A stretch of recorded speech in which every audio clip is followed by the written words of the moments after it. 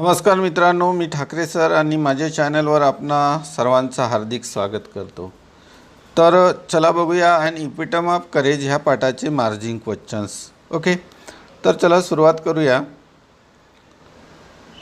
सुरू करण्याच्या पूर्वी मी आपल्याला विनंती करतो की आपण अजूनही माझं चॅनल सबस्क्राइब केलं नसेल तर कृपया सबस्क्राइब करा। चला तर सुरुवात करूया। पहिलं बघा, what did Stephen Hawking's parents fail to know about him. म्हणजे स्टीफन हॉकिंगचे जे पॅरेंट्स आहेत ते त्यांना का माहीत नव्हतं, म्हणजे ते का माहिती करण्यामध्ये फेल झालं। तर का माहिती करण्यात फेल झाले ते तर त्यांना माहीत नव्हतं की his parents know that one day their little boy would held at one of the greatest scientist of this century. म्हणजे ह्या शतकामधील त्यांचा जो मुलगा आहे तो सगळ्यात महान असा शास्त्रज्ञ बनणार आणि त्याचा जय जयकार होणार। हेल्ड म्हणजे जय जयकार, हे त्याच्या पॅरेंट्सला माहीत नव्हतं। Okay, so this is the answer. What is courage? Courage is a wonderful thing. It is that quality which makes people not lose hurt when faced with a great calamity. म्हणजे त्याचं उत्तर हा असेल। ओके ओके, तर courage is a wonderful thing. It is that quality which makes people not lose heart when faced with a great calamity. Okay, now next, where was Stephen Hawking sent for studying mathematics? म्हणजे Stephen हॉकिंगला मॅथमॅटिक्सची study करण्यासाठी कुठं पाठवण्यात आलं होतं? तर त्यांना कुठं पाठवण्यात आलं होतं? तर ऑक्सफोर्ड युनिव्हर्सिटीमध्ये पाठवण्यात आलं होतं। बरोबर आहे की नाही? तर चला, कुठं आहे ते उत्तर? Okay, here. तर बघा, the University of Oxford, the University of Oxford, बस एवढं लिहिलं तरी तुमचं उत्तर पूर्ण। त्यानंतर बघा, what happened when he was 17। म्हणजे जो 17 वर्षाचा असताना काय घडलं, काय झालं? तर बघा, at the age of 17 Stephen started noticing that he was becoming increasingly clumsy and even fell down a couple of times for no reason. Okay, so this is the answer of this question. Okay, then next,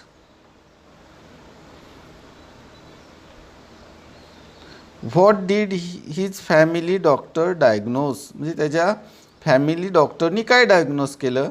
तर his family doctor diagnosed him as suffering from an extremely rare disease, ALS or LOU, Gary's disease, that affects the nervous system and eventually weaken all the muscles of the body. Okay, तर तो दुसऱ्या पॅसेजमध्ये muscles of the body ते तुम्हाला लिहायचं आहे। बघा मित्रांनो, तुम्ही अभ्यास करत असताना पाठांतर करायची गरज नाही। तुम्हाला पॅसेजमध्ये त्या प्रश्नाचे उत्तर ह्या ओळीमध्ये कुठं आहे, बस हेच तुम्हाला लक्षात ठेवायचं आहे। तुम्हाला पाठांतर करण्याची गरज नाही। Okay, next, what did he study about to get his PhD? म्हणजे त्यांनी PhD मिळवण्यासाठी त्यांनी कशाचा अभ्यास केला? तर त्यांनी कशाचा अभ्यास केला? The study of black holes, the concept of black holes, sorry, the concept of black holes. कशाचा? The concepts of, he study the concepts of black holes about to get his PhD. Okay, now next, okay, next one is here. What does the writer say about the books authored by Dr. Hawkins? म्हणजे त्यांच्या पुस्तकाबद्दल रायटरनी काय म्हटलेलं आहे? तर त्यांनी म्हटलेलं आहे की he has authored many books dealing with his awesome ideas, keeping a layman in mind. His writing is full of wit and humor. His style is so lucid that non-scientists can also understand him. His book, A Brief History of Time, is one of the best-selling books of our time. So this is the answer of this question. Okay. Okay, here finish the margin question. Then we see a English workshop. English workshop. Okay, so let's see a first workshop. Match the following: Group A and Group B. Okay, so आता match the following म्हणजे आपल्याला हे जे खाली दिलेले जे group A आणि group बी आहे यांना आपण मॅच करायचं आहे, म्हणजे यांच्या जोड्या लावायच्या आहे. गॅलिलिओ, आता गॅलिलिओ आपल्याला माहीत आहे. तर Galileo the greatest scientist 300 years before Hawking, म्हणजे हॉकिंगच्या 300 वर्षापूर्वी हा जो गॅलिलिओचा जन्म झालेला होता. ओके, आणि 300 वर्षानंतर मग कोणाचा, doctor Stephen Hawking. So doctor Stephen Hawking with the greatest scientist of the century. Okay, see then black hole, the concept which helped Stephens to his PhD, and Stephens' favorite subject is to music and mathematics. Okay, so first is D, second with C, third with A, and fourth with B. Okay, is it clear? Now next, complete the following web chart containing the qualities of the Stephen Hawking. म्हणजे हा जो web chart आहे हा आपल्याला complete करायचा आहे. कसं, तर containing the qualities of Stephen Hawking's, म्हणजे स्टीफन हॉकिंगच्या ज्या क्वालिटीज आहेत त्यांची जी गुणवैशिष्ट्ये आहेत ते गुणवैशिष्ट्ये लिहून आपल्याला हा जो वेब चार्ट जो आहे हा वेब चार्ट आपल्याला कंप्लीट करायचा आहे. ओके, तर बघा पहिला आहे करेज, आता दुसरा आहे ऑप्टिमिस्टिक, आपण लिहूया इथं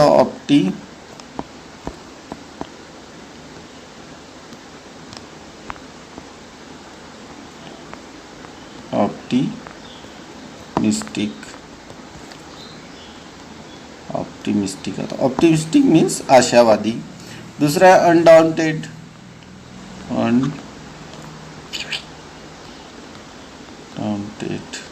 ओके, अनडाउंटेड म्हणजे अबाधित. नेक्स्ट आहे great author,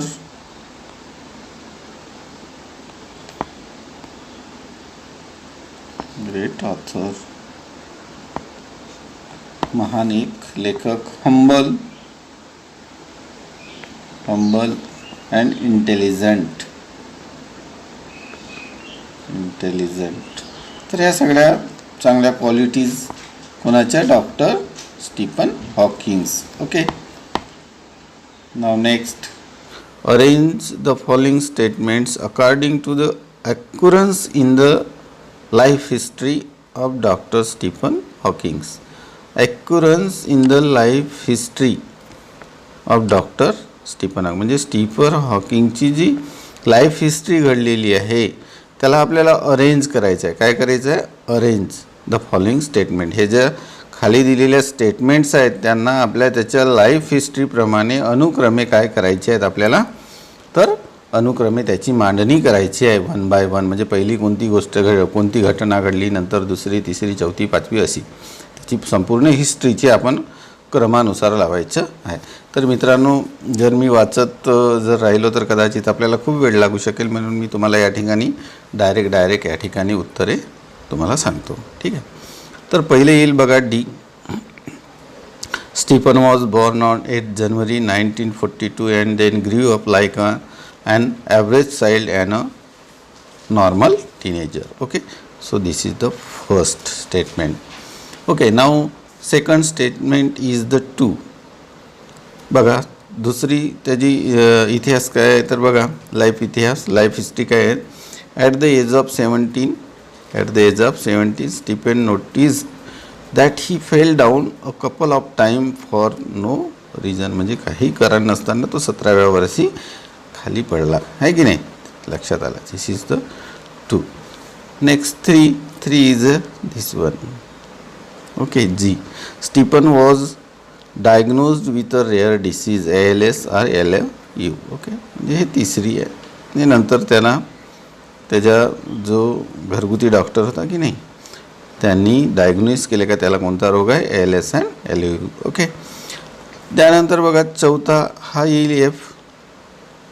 Stephen decided to continue his doctoral research work with renewed vigor. म्हणजे त्यांनी ठरवलं की आपण पुन्हा आपला जो रिसर्च आहे, शोध आहे की नाही, तो सतत चालू ठेवायचा. त्याला म्हणजे एक खूप मोठा आजार असून सुद्धा. Okay, then fifth one. So fifth one is E. The disease work its way in to Stephen's body and left him disable. म्हणजे तो जो रोग होता त्यांच्या बॉडीवर वर्क करत होता आणि त्याला पूर्णपणे काय केलं, डिसेबल केलं, म्हणजे त्याला अपंग केलं. Okay, then 6, this last one, यच. Thou confined to a wheelchair, he worked on computer. Thou confined to a wheelchair, he worked on computer and expressed his thoughts. जरी त्याला व्हीलचेअरला कॉन्फाईंड जरी केलेलं असेल, खिळवून ठेवलेलं असेल, तरीसुद्धा work on computer to express his thoughts, म्हणजे कम्प्युटरवर काम करून ते आपले स्वतःचे थॉट्स जे आहेत ते काय करायचे, एक्सप्रेस करायचे, म्हणजे व्यक्त करायचे. Okay, now it's 6, now 7. So 7 is B. He became a fellow of the Royal Society and a member of US National Academy of Science. Okay, so this is the 7, and last one is 8. Okay, he believed that in the next millennium science will discover the core secret of the university. Okay, so you should arrange like this. Okay, so I hope you understood. Then next one. Next activity, homographs. So already we have learnt about the homographs. So homographs means pairs of words that are spelled and pronounced the same but have different meanings in different context.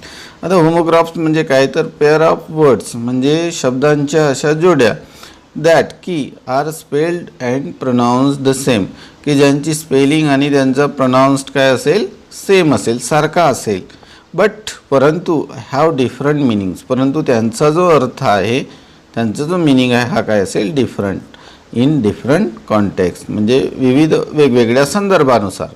Context म्हणजे संदर्भ, तर संदर्भानुसार त्यांचा meaning हा काय असेल, वेगवेगळा असेल. फॉर एक्झाम्पल उदाहरण दिलेलं आहे बघा, वॉच, इथं watch, WATCH watch and WATCH watch, दोघांची स्पेलिंग सारखी, उच्चार सारखा, म्हणून आपण यांना काय म्हटलेलं आहे, होमोग्राफ्स. ओके, आता बघा मात्र त्यांचं जे मिनिंग आहे, अर्थ हा काय आहे, डिफरंट आहे बघा त्याच्या संदर्भानुसार. आता इथं वॉच, ऑब्झर्व म्हणजे निरीक्षण करणे आहे ना, वॉच करतो की नाही आपण, निरीक्षण करणे.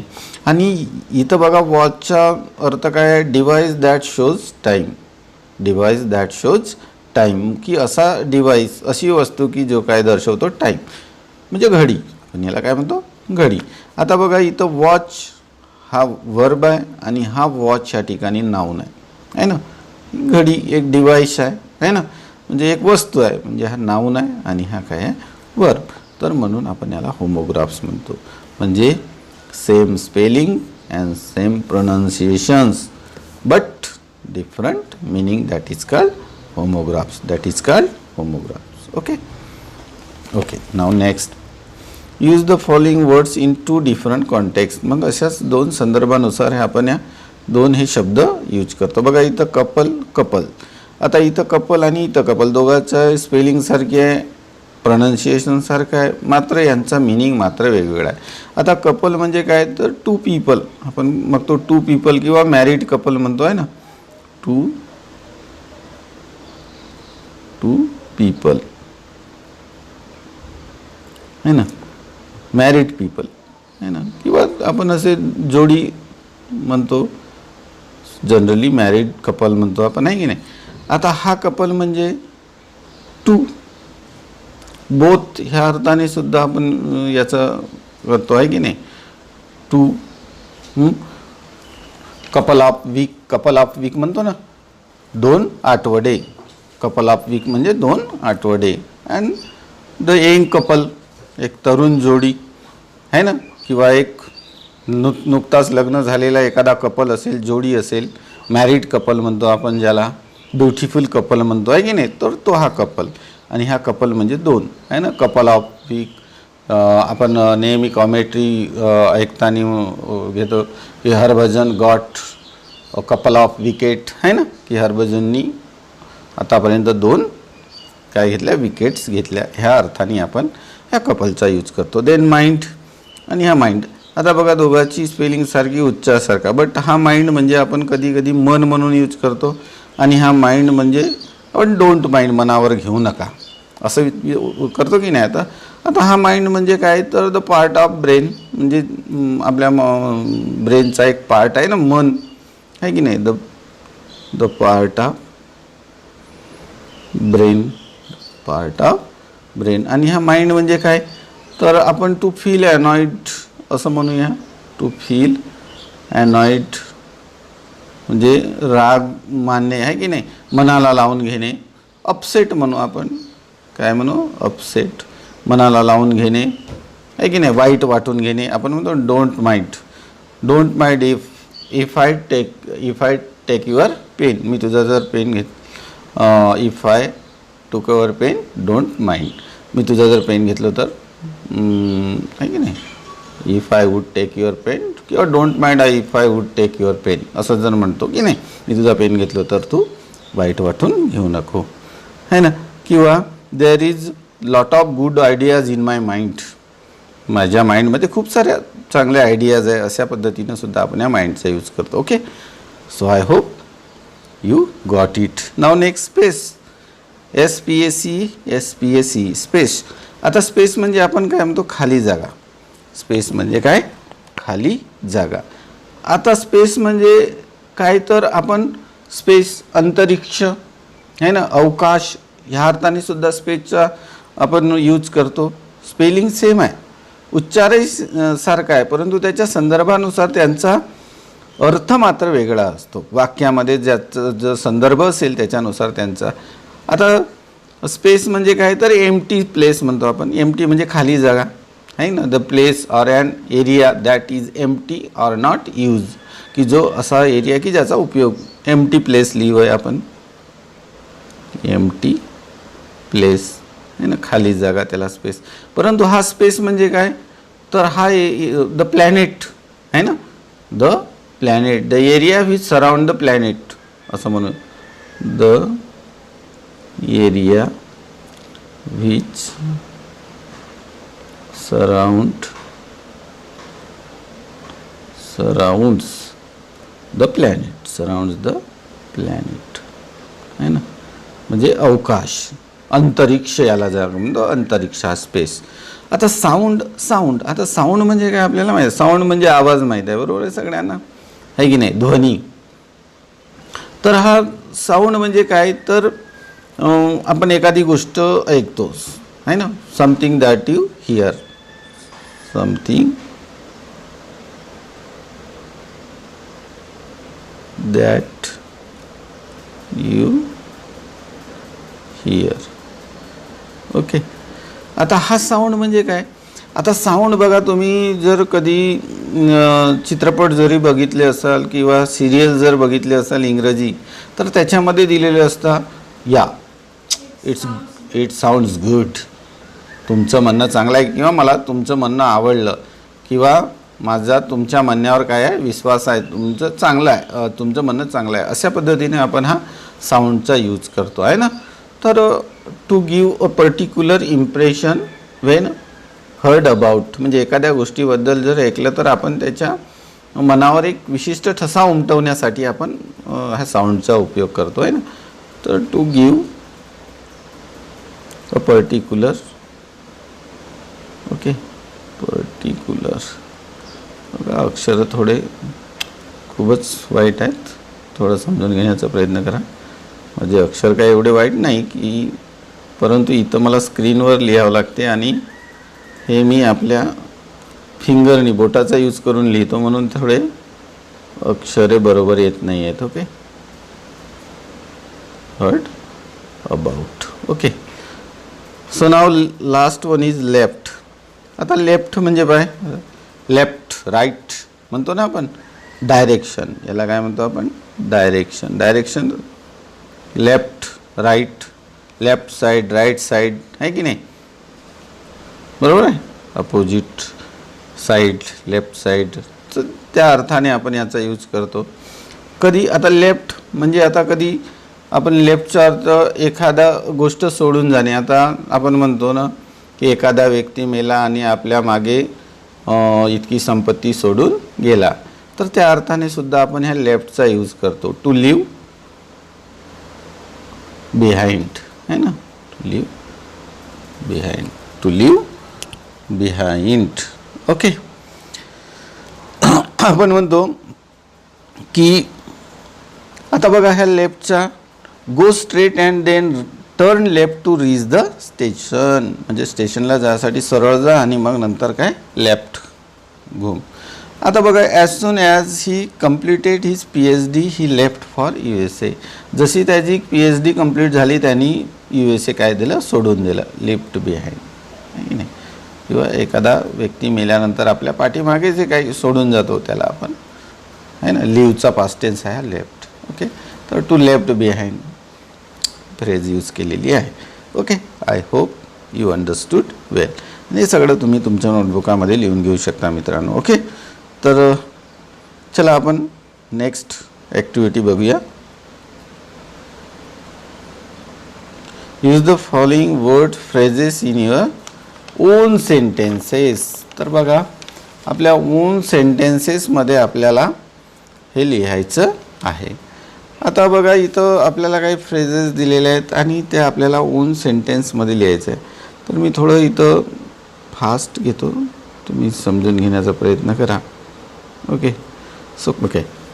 सो क्रिक ऑफ फेट, नियतीची क्रूर थट्टा, बाय द क्रिक ऑफ फेट. Okay, all the members of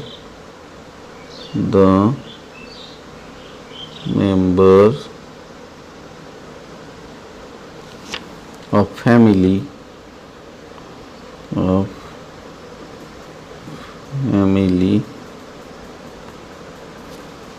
died in an accident. Okay. Accident. तर बघा क्विक ऑफ फेटचा अर्थ by the quick of fate all the members of family died in an accident. Okay. तर अशा पद्धतीने आपण त्याचा वाक्यात उपयोग करूया. Okay.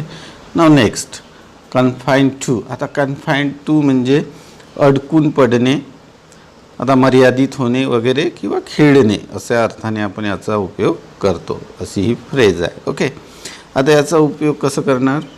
My neighbour is confined to bed for long time with paralysis. Okay. आता लिहूया आपण my neighbour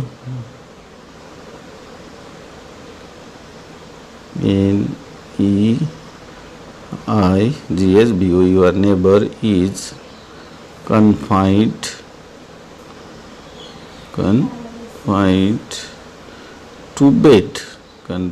to bed for long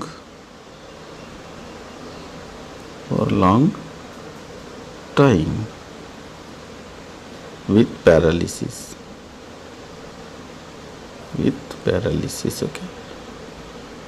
Okay. Paralysis. Okay. तर माय नेबर माझे शेजारी इज कन्फाईन्ड टू बेड, म्हणजे माझे जे शेजारी आहे ते बेडला काय अडकून पडले, खिळलेले, फॉर लॉंग टाईम खूप काळपर्यंत, विथ पॅरालिसिस म्हणजे पॅरालिसिस आहे ना, पॅरालिसिस माहिती आहे तुम्हाला. तर त्या पॅरालिसिसने ते बेडला खिळून पडले खूप काळापासून. ओके.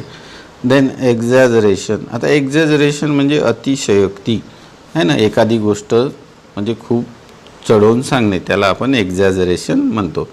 तर बघा याचं काय होईल. तर he told me the strange news without any exaggeration. He told me the strange news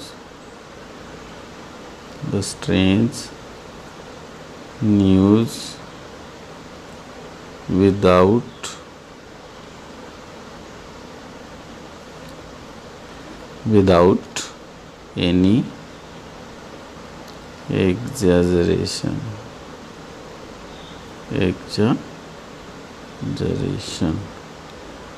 okay. तर बघा त्यांनी मला एक स्ट्रेंज न्यूज सांगितली. स्ट्रेंज म्हणजे विचित्र, विदाऊट एनी एक्झॅजरेशन, म्हणजे कोणतीही अतिशयोक्ती न करता त्यांनी मला ती एक विचित्र न्यूज सांगितली. अँड इपिटम ऑफ, आहे ना, मूर्तिमंत उदाहरण. आता याचं कसं बघा, the champion cricketer, the champion cricketer is an epitome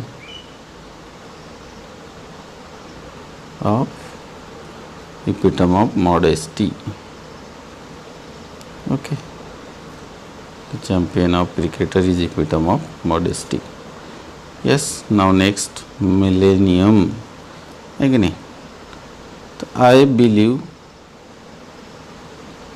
believe that man will go to stay on other planet. Okay, B for the next millennium.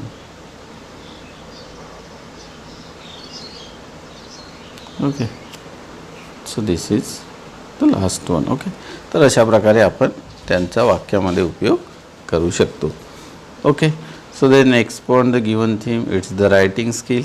Okay, तर ही रायटिंग स्किल आहे. ही रायटिंग स्किल आपण म्हणजे रायटिंग स्किलचा एक वेगळा आपण videos बघूया, कारण की याचं माझ्याकडे संपूर्ण एक PDF आहे आणि त्या PDFमध्ये मी तुम्हाला जेवढ्या काही एक्सपॉन्ड थीम्स वगैरे, आता एक्सपॉन्ड थीम तर तुम्हाला विचारणारच नाही, कारण की ही वगळलेली आहे आपल्या परीक्षेमधून 10वीच्या पेपरमधून नवीन पॅटर्ननुसार. ओके, तरी परंतु मी आपल्यासाठी हे रायटिंग स्किलचे वेगळे व्हिडिओज घेऊन येणार आहे. तर चला या ठिकाणी आपण थांबूया. So see you in next video, the language study of the same lesson. Okay.